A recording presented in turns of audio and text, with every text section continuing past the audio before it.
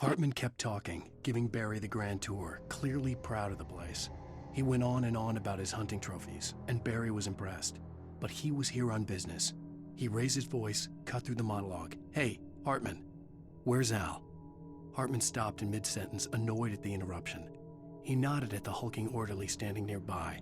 The man smiled and clapped a practiced hand on Barry's shoulder. Zane could feel the poems, taking form, shaping things.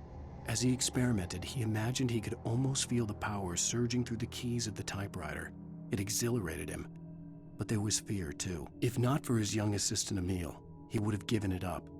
But Emil convinced him otherwise. He too had a way with words. Dad, let's get out of here!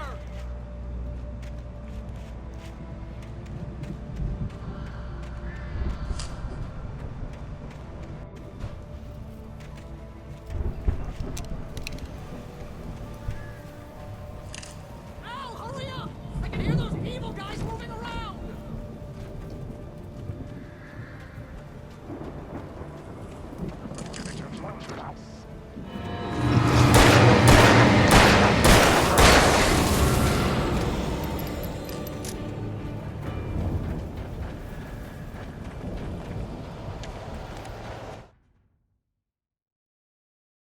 I stared at the Viking paraphernalia that littered the area, surrounding an unlikely centerpiece.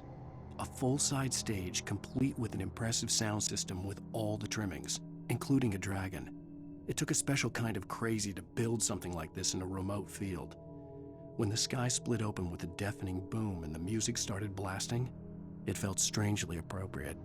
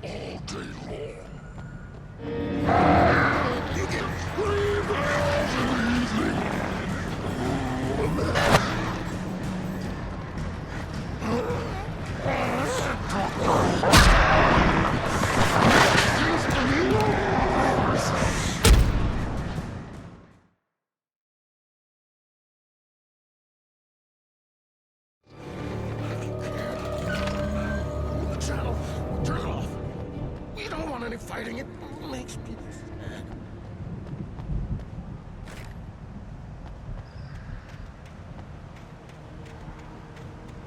You get 2 pills in the morning, and then you'll be nice and calm all day long. You get 3 pills in the evening. And then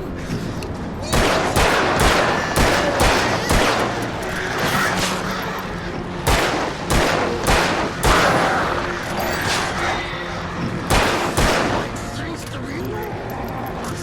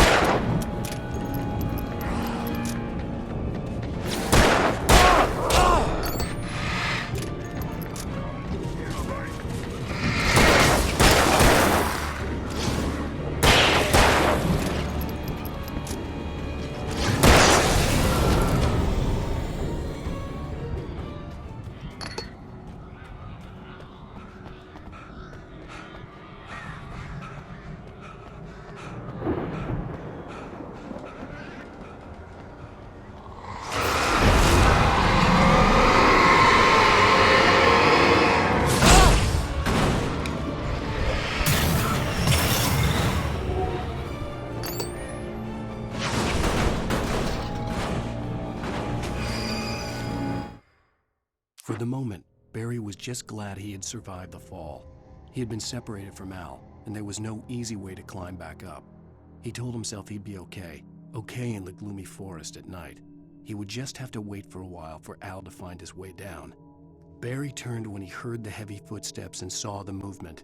The man-shaped shadow lunged at him from the bushes, an axe held high. Barry screamed and threw up his hand. The world exploded.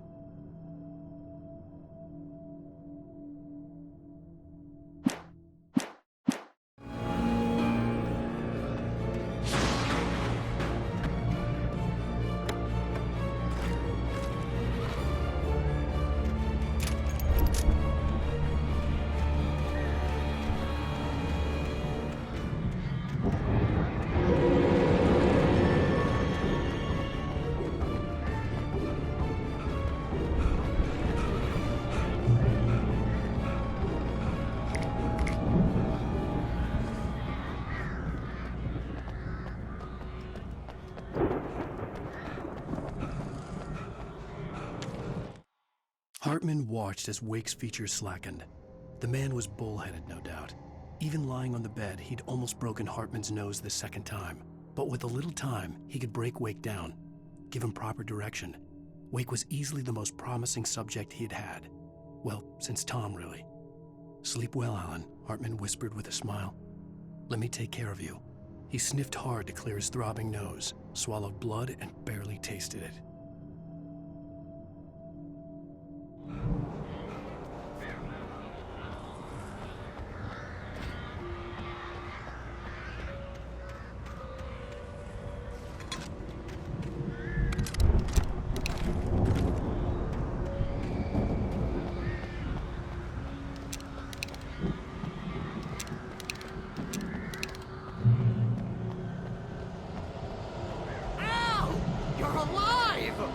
Let's get out of here. Can you open this gate? Maybe. Barry! Well, I slammed it shut when the nasty showed up, and the key fits kind of loose in the lock, so, Barry! I'll find it. Don't worry about it.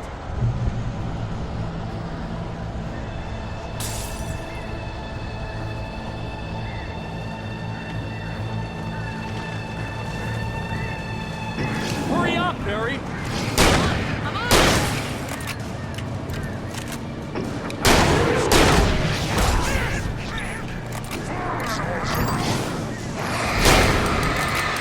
Got a key here.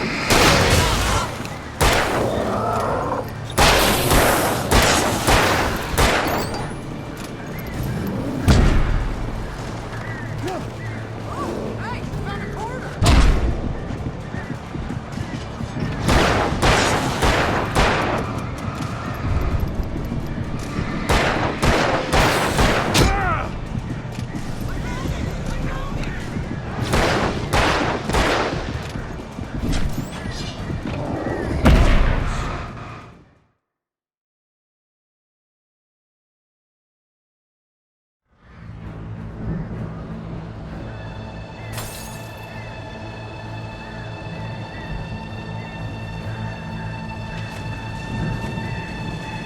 Hurry up, Barry!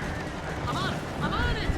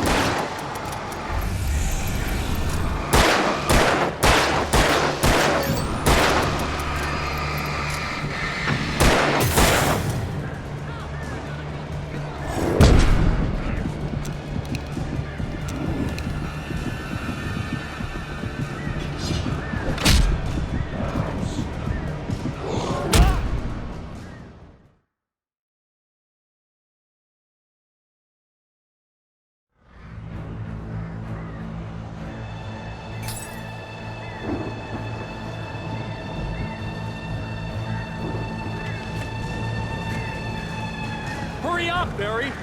I'm on it. I'm on it.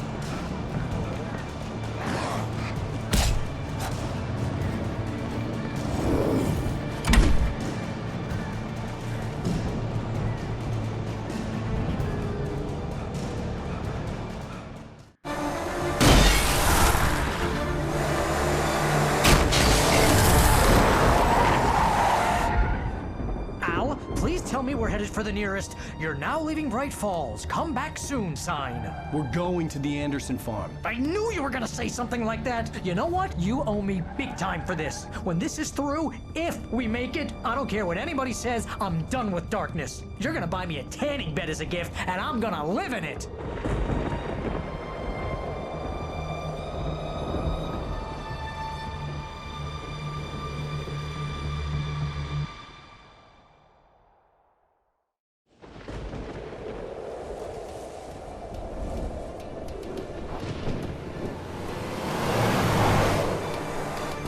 I'm crazy, but that's fine, Barry. Oh, you got that right, Al. You're barking mad. You are by far the But craziest. maybe that's inevitable when you deal with crazy stuff like this. It helps. This is happening, Barry. Alice, they never had Alice. She's trapped in the darkness at the bottom of the lake, but she's not dead. Al, how can you know that? I know, Barry. I can... Al, No, listen. I can bring her back. I can find her. There's something special about this place. The lake, it does something to the works of art created here. It makes them come true. But there's a catch. The dark presence, whatever that thing is, twists it to its own ends. That's why all of this is happening. It's using my manuscript to take over everything. Al, I believe you. It happened to Thomas Zane before it happened to the Andersons. I believe you. Crazy or not, you're not delusional. Weird shit's going down. That's a fact. I'm on board, man. I'm with you. The Andersons knew about it, but they were too far gone to tell me with all the drugs they were on. But they wrote it down. There's a message somewhere at their farm, Barry. We just need to find it. Look out!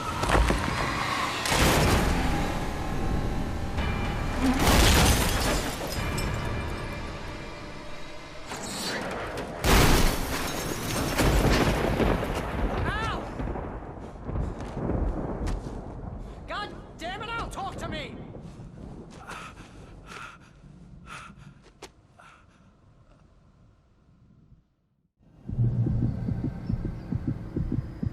I had lost my gun in the crash.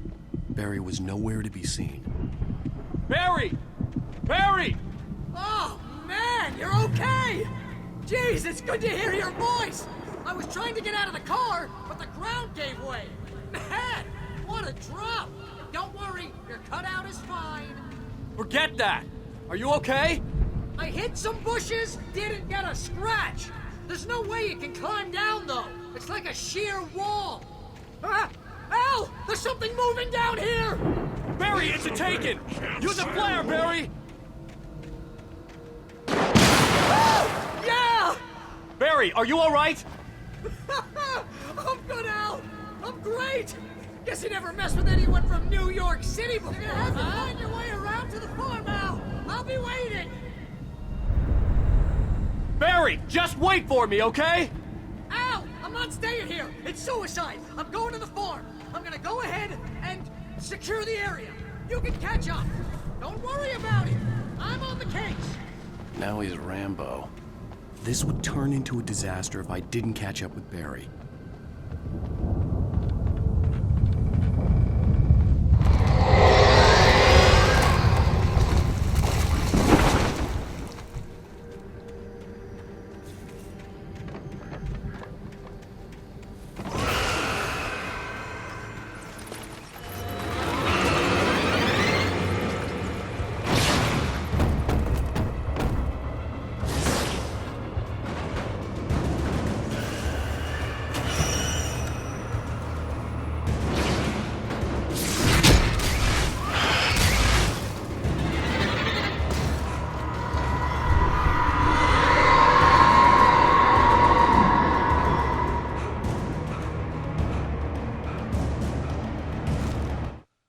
When he stopped the car at the Anderson farm, Walter felt relieved. Oblivion was close at hand. The brothers wouldn't miss a jar of moonshine or two in the booby hatch. But then he saw the man on the porch, and he knew who it was. Driving for his life and knowing it was useless, he didn't realize he was crying until he couldn't see the road for the tears.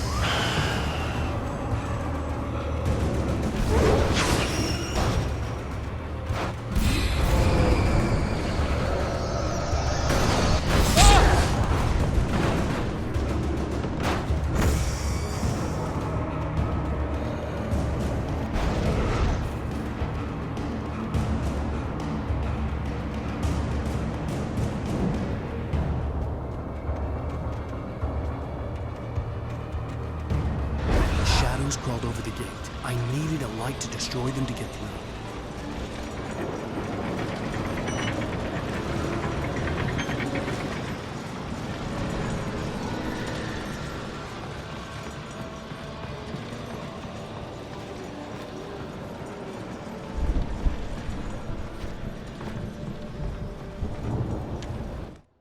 Agent Nightingale stared at the passed-out rider. The man was sleeping off one hell of a night.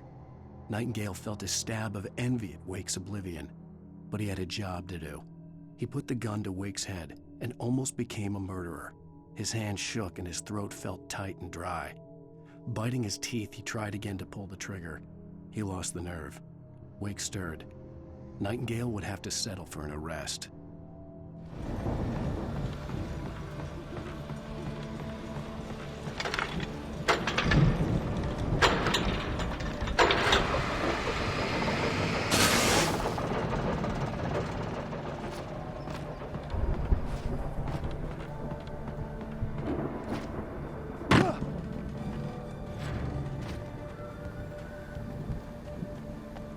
I could sense the movement in the woods ahead. Facing the enemy without a weapon was dangerous, but I had no choice.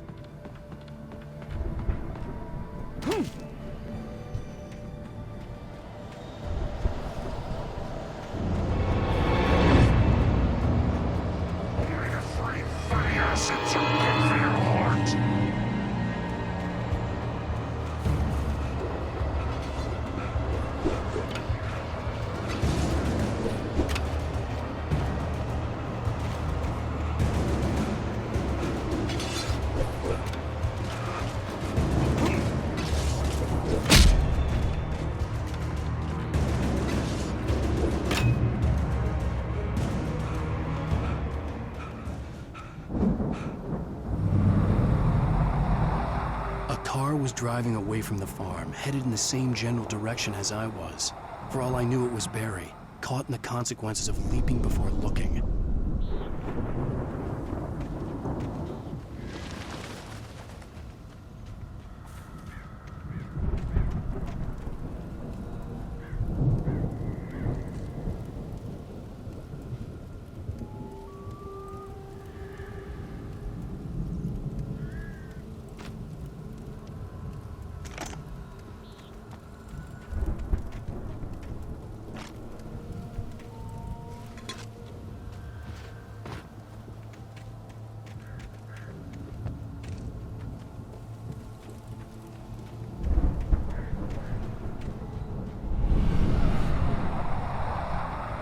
The car was heading for the cabin up ahead. It wasn't far. If it was Barry, I would see the damage soon.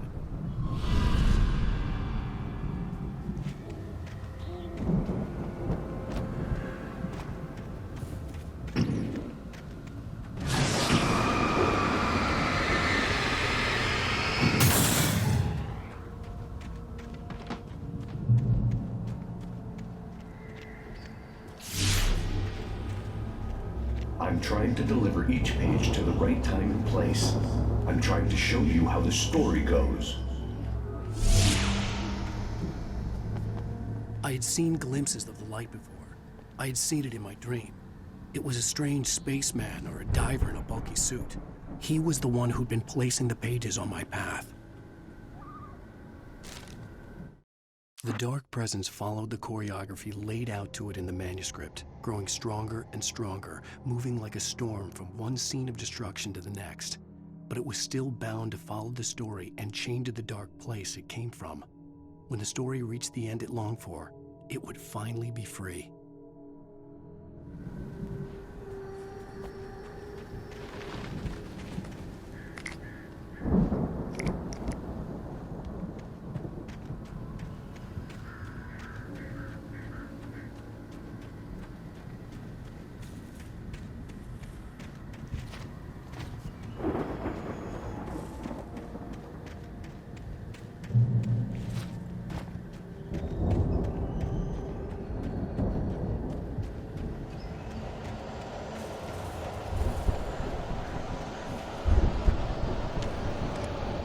The storm raged on as the Anderson brothers walked unsteadily away from the clinic with the other patients in tow, knowing that this time they wouldn't return.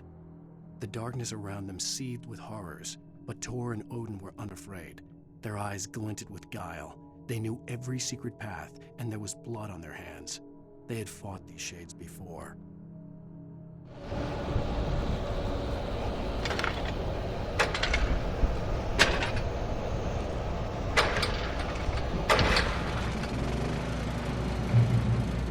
Someone had left a gun behind. Now I had a fighting chance of reaching the farm.